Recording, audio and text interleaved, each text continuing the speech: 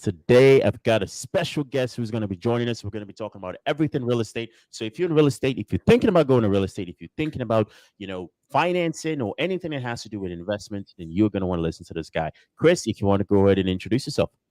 Sure. Chris Prefontaine, founder and chairman of Smart Real Estate Coach in the New England area. And been at this now for going on 33 years. So there's a little bit of a backdrop for you. Oh yeah, 33 years. That's a very, very long time. So what is the life rewards action in the background? What does that mean? I'm into energy. You can call it foo-foo, you can call it whatever you want, but I really do think life rewards action. 1 minute decisions can change a lot of things, right, for people. So just encourage people to act.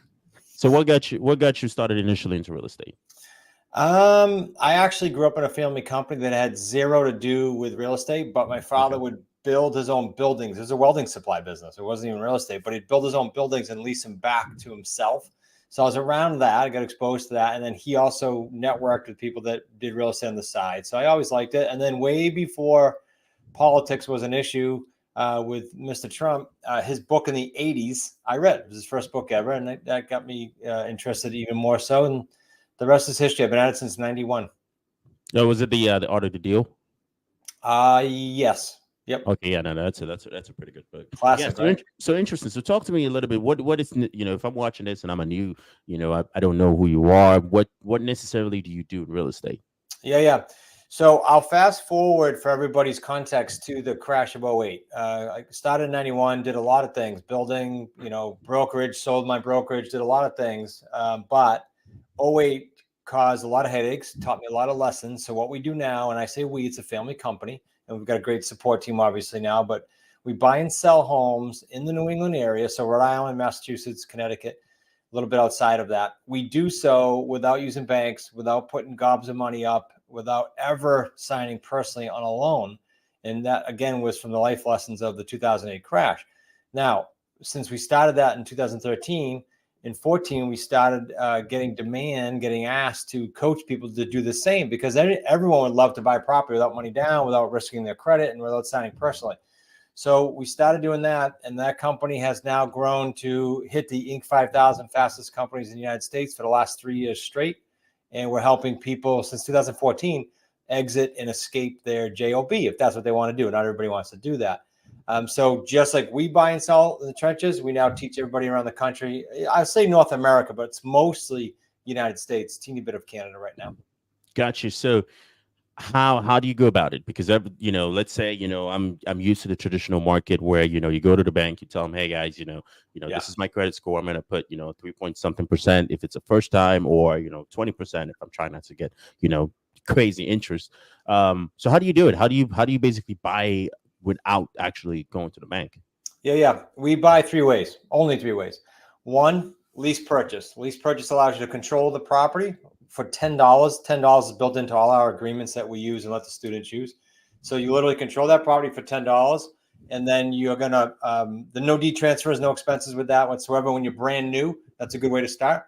The other two ways, though, are more profitable in my opinion. And as someone gets a little bit more experience, I won't use the word advanced, but just they do a few deals, they get this. And the thing to get is, when we buy the other two ways, owner financing or subject to existing financing, you get the benefits of ownership and a lot more profitability. Subject to existing financing, if you're new to listening to this, to real estate, is you buy a home. It's usually someone that needs help right away, opposite of what I'll say next about owner financing. So you buy the home subject to the existing loan staying in place, meaning you own the property and the loan is in the past seller's name forever, always, until you cash that property out. So you're not on that loan. So that's really cool right now, because we're buying properties with the interest rates from before of 2%, 3%, 4%.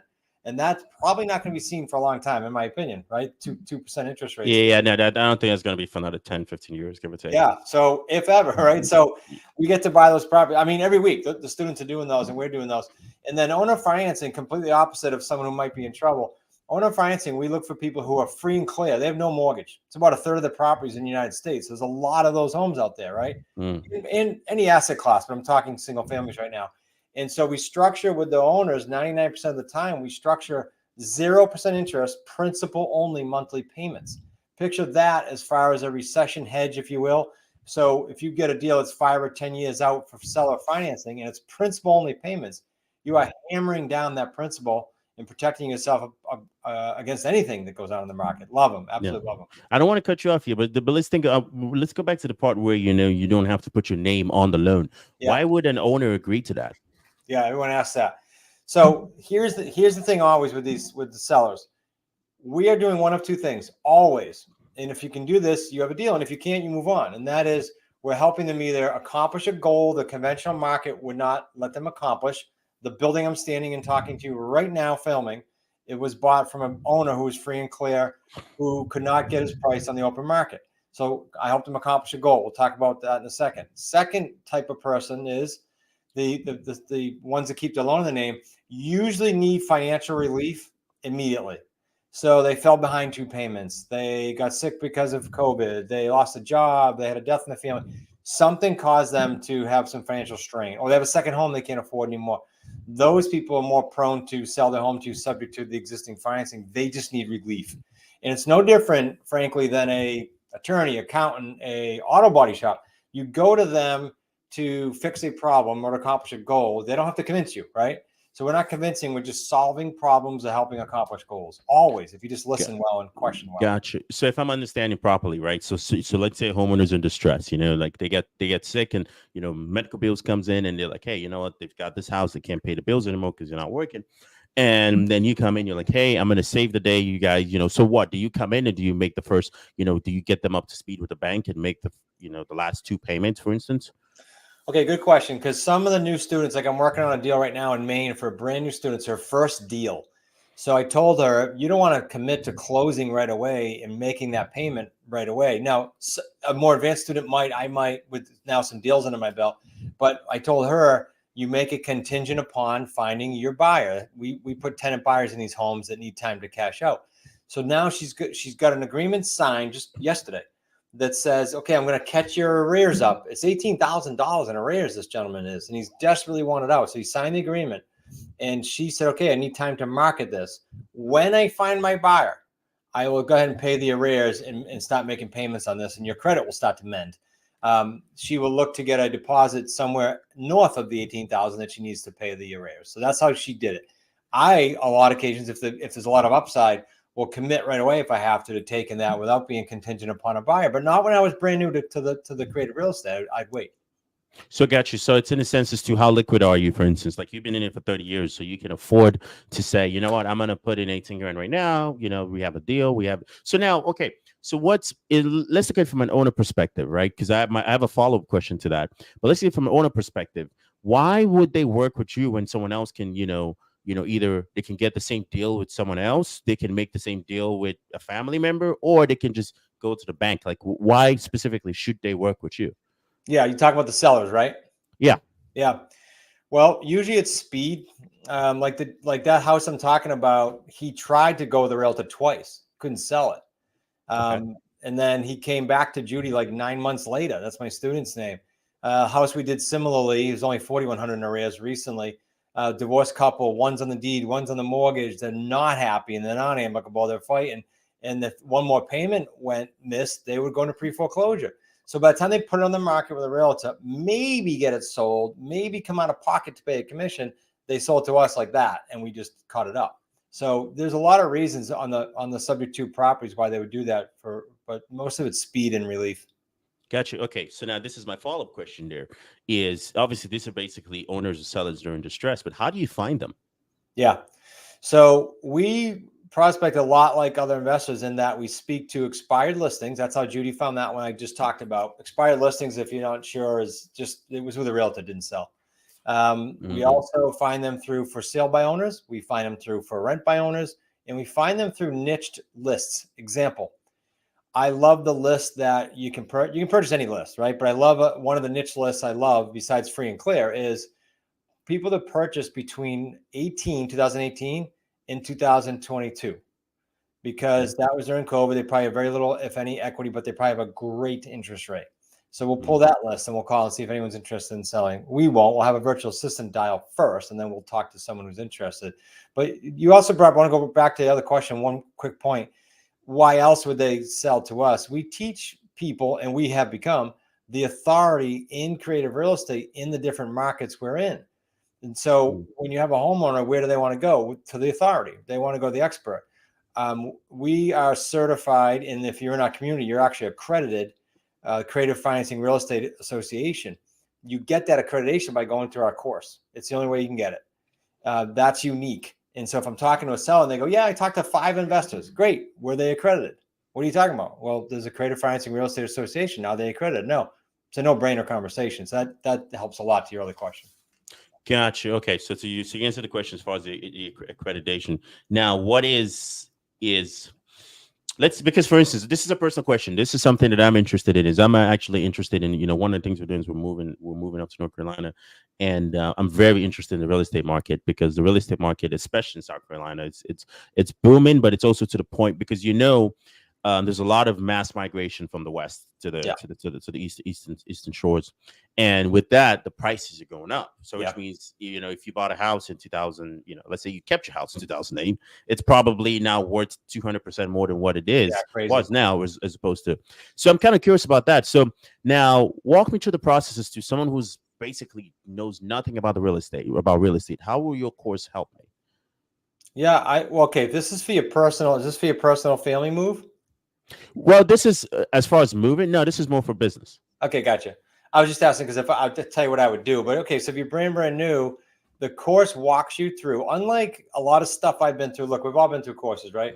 Yeah. A lot of courses dabble some breadcrumbs for you, and then you've got to do something else to get to that information. I've had educator after educator tell us, so you could take your course and cut it up into 10 different courses and sell them separate. Look, that's not our interest. We're not into marketing and selling product. What we are into is doing deals. So our course, the Academy online, so it's forever changing and updating, which is important, will allow you to see the big picture, A through Z. How do I get started? How do I generate leads? Then what do I say to them? Then when I get the property sold, how am I going to find those buyers first? Then after I get it sold, what do I say to them? And so on and so forth. It's every single module has something that we're doing currently. So it's not theory, and it's also up to date. So can you launch your business by going through the 11 or 12 modules of the Quantum Leap system? Yes, you can. Now, if you want to go faster, there are some more aggressive programs after that where you can lock arms with us, and we do revenue sharing and we do deals all over the country with students. The learning curve is quicker. Obviously, you're not going through just the course. You're going through the course and you're locking arms with us. So there's 2 different options depending on how fast or slow you want to go. Got you. And what, so let's say someone gets in and obviously, not everyone who gets into any program is successful, but let's say someone is, the average success rate per se, what would someone expect to make on an average low end deal? Let's say the deal that one of your students is the $18,000, where she has to basically come up with it on the back end. But how much does she expect in that position to make? Okay, so I'll give you our family average here locally, and I'll give you the whole community, East Coast to West Coast, because that would be helpful. We create on every single deal what we call 3 paydays. That's trademarked federally with us. And that means every deal, it's not like it used to be for me pre-2008 crash, where you do a deal or a flip or new construction, you get a check. It's good. I don't have any complaints about it, but it's very transactional, right? Wholesalers who do deals, realtors who do it, it's very transactional. Do a deal, get paid. So we get paid 3 times. We get paid upfront when we do the deal, cash now. We get paid monthly once we've set a new deal in motion. Every single month is cash flow. And then we get paid when the deal cashes out. So those 3 paydays allow you to step back a little bit and not be on such a proverbial treadmill. And the averages, to answer your question, are low of 45,000, high of 250,000 and up per deal, depending on where you are geographically in the price ranges. So our family is on the lower end. We're kind of like in the 75 grand range. But there's students, we have some of our coaches, California, Washington, higher prices, the 3 paydays are going to be much higher. Crazy deals. I have a gentleman in New Hampshire who's done 5 deals. He's a coach. He's done 5 deals. He came from working for the government for 30 years. Each one of them was 6 figures, each one. Now, I'm not saying you're going to go out and find 10 of these a month, but he found 5 in the last, 14, 15 months. That allowed him to leave his government job. Those are very, very lucrative deals. So that's a long answer, but good question, because it does vary. So how long does it take to realize gains per se? How long does it take for an average deal to close out? Okay, so 2 answers to that, because it's going to take every person different time. So let me answer the deal first and then the person. So a deal will set in motion and it'll close anywhere between 12 and 60 months. Some students will structure a 10-year deal, which is ridiculously lucrative. It just depends. When you're a new student, you're probably going to structure sooner cash outs. When you get a little bit more advanced, you have some deals under your belt, you're probably going to start stretching things out a bit more for wealth planning. I call it wealth stacking. We help them do that. Now, why do I say there's two answers to this? Everyone says, how quickly can I get my first deal? And if we're teaching in theory the same skill sets, why do students come out of the gate and do a deal in 32 days? And others, most recently at our event, a gentleman stood up from Boston right here in our neck of the woods and said, it took me 15 months to get my first deal. It was a very lucrative deal, but it took him 15 months. What makes it take that long? What was the reason? Why structure a deal for 15 months? No, not even that. He didn't even get his first deal under contract for 15, right? Even worse. So why is that? Why does one student get a deal that quick and one takes 15 months to get one under contract? Because there's two other things in real estate that people don't teach, and we do. Skill sets are great. You can go on my YouTube channel for free and learn skill sets and watch 240 deals that we posted publicly. It's the systems and then the mindset that really make a difference here. When I came out of the crash, for example, I had mindset baggage. I had a lot of baggage. I had a lot of stress. When someone comes to the table and they just went through a divorce or a death, we've had all this. Might it take them longer because they have stuff to work through? Yeah.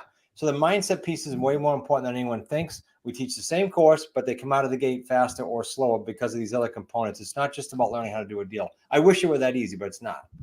So what you're saying, okay, so let's walk through it per se. So let's say someone comes in and has, a virtual assistant team, has the skill set, has the mindset. Now, what is because I'm thinking more or less, what I'm thinking of is you have to find a buyer and you have to find this, you find the seller and you have to find someone to buy it. Right. But let's say if you can find the buyer within 5 days, can you close a deal within 5 days? Yeah. You close a deal. So that kicks off your payday one. Okay. They're going to come in with a non-refundable down payment. That also kicks off your monthly cash flow because now you're paying an underlying debt and they're paying you something more than that every month. And then that also kicks in a cash out, which you predictably know, which will be 2 years, 3 years, whatever the time frame is that you structure. Got you. Okay, so let me basically just to kind of make sure like I'm understanding you here properly. So let's say the deal is supposed to be 45 grand, right? So now I'm looking at it from a perspective of, okay, I find the buyer, I find the seller. Now the buyer, they work out a deal, on the contract, and So am I getting the spread based off of how much equity that they've already paid in? A couple of things. See if this answers it. So remember who we deal with. We deal with buyers who need time, not renters that maybe someday want to buy, right? So they're buyers. They need time.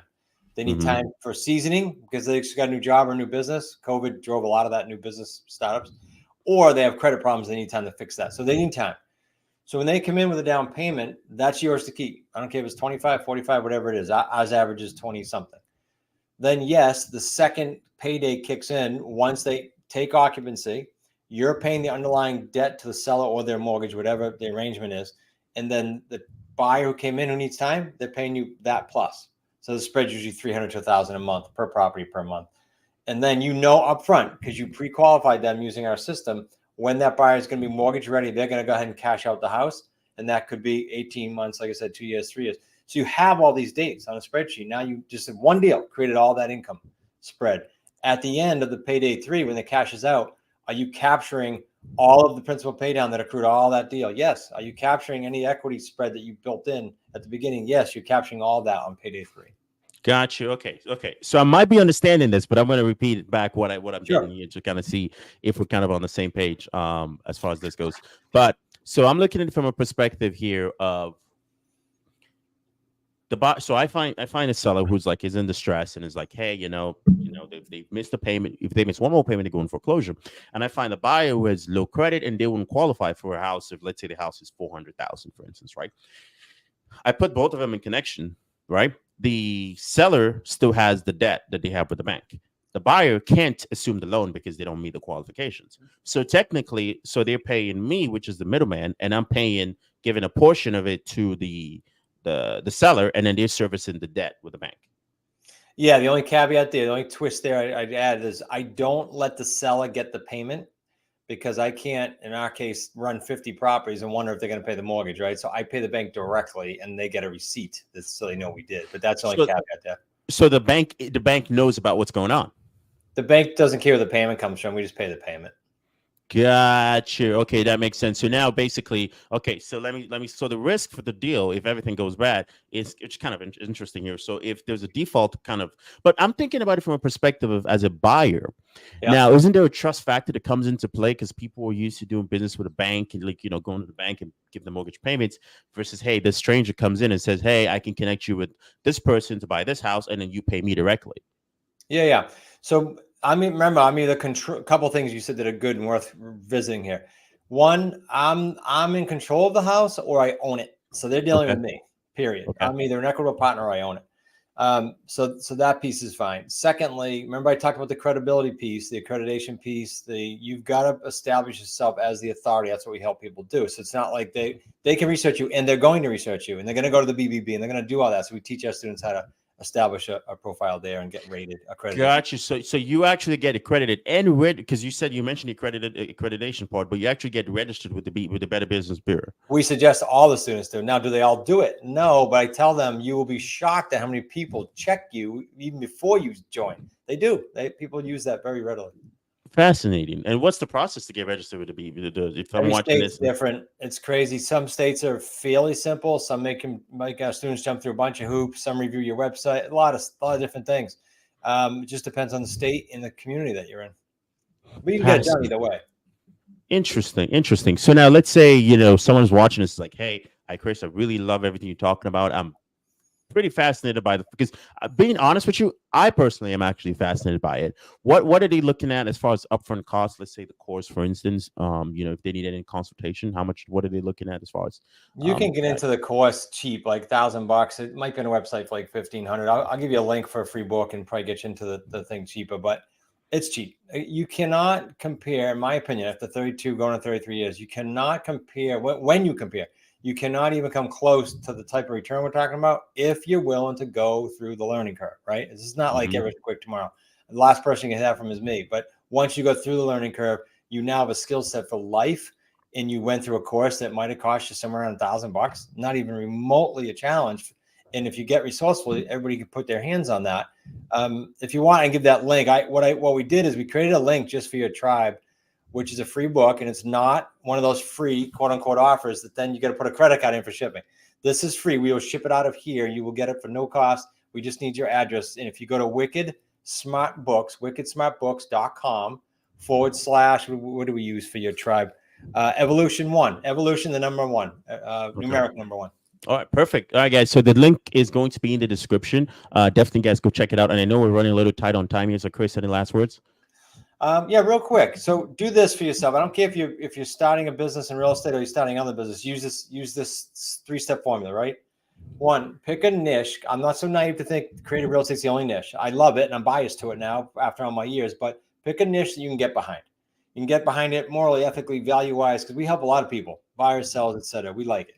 Secondly, once you pick the niche and you went through the free stuff, plenty of free stuff on YouTube from anyone, then pick a community, a person, a mentor, a coach, someone that has been where you want to go. So they have some seasoning behind them through market cycles, because we're going to keep having cycles, guys. You can't get around it. And you can connect with them value-wise, because I know, a lot of people know people that have had success, but because of the obnoxious pace they kept, they maybe wrecked a family relationship or a child relationship or a spouse. It doesn't matter. So make sure the whole person you like and want to follow. And then third, the tough part, last step, put the blinders on for 3 to 7 years and do not get tripped up by the shiny object syndrome. Oh, I'm going to go over there for a quick fix. I'm going to go over there. There's no quick fixes. You pick a niche in real estate, you bear down for 3 to 7 years, you'll have a great experience. I love it, guys. I love it, dude. Just focus intent. Perfect, guys. And then again, link's going to be in the description. Please go ahead and check it out. And also don't forget to like it. If you will listen to us on Spotify, please go ahead and hit the follow button. And Chris, was an awesome pleasure having you on. And then again, guys,